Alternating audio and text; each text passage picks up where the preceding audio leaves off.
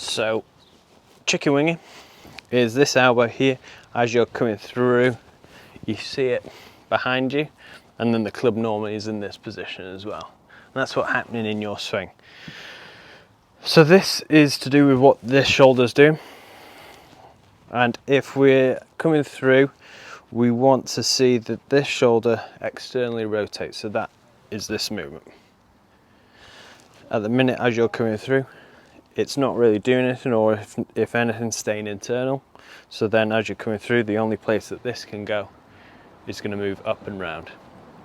So the body always wants to move in the place where there's the least resistance. So for you, there's no resistance here by getting that elbow up. Now where that's coming from is a good question. So as you're coming through and down, we're getting to this point here, and then the hips stop moving, the body takes over. Because there's no space here for the body to get into, or the arms, everything gets stuck and the elbow starts jumping up. So that's the explanation of the swing and where that's coming from. A lot to do with what the lower body's doing and a lot where the top half is going. But if we focus on a little bit of what this shoulder's doing as well, that'll help the process. So a couple of drills to help with that left arm, or to get that feeling of getting that shoulder more external, is to do some left-handed shots.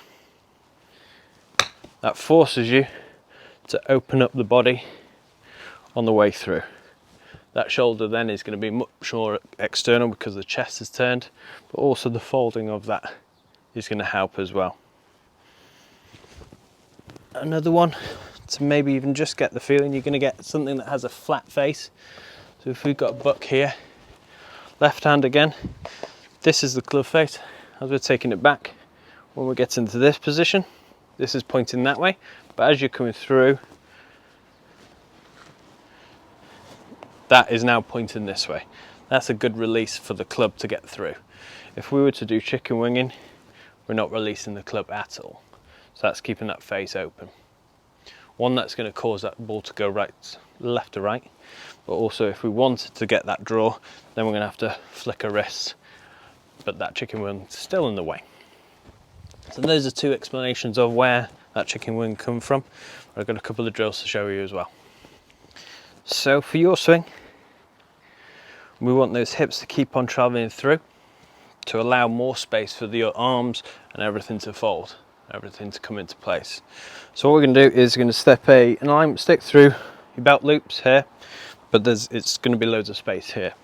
But the idea is, as you're coming through, that you're trying to get this to be as cleared as possible. So the hips and everything are out of the way.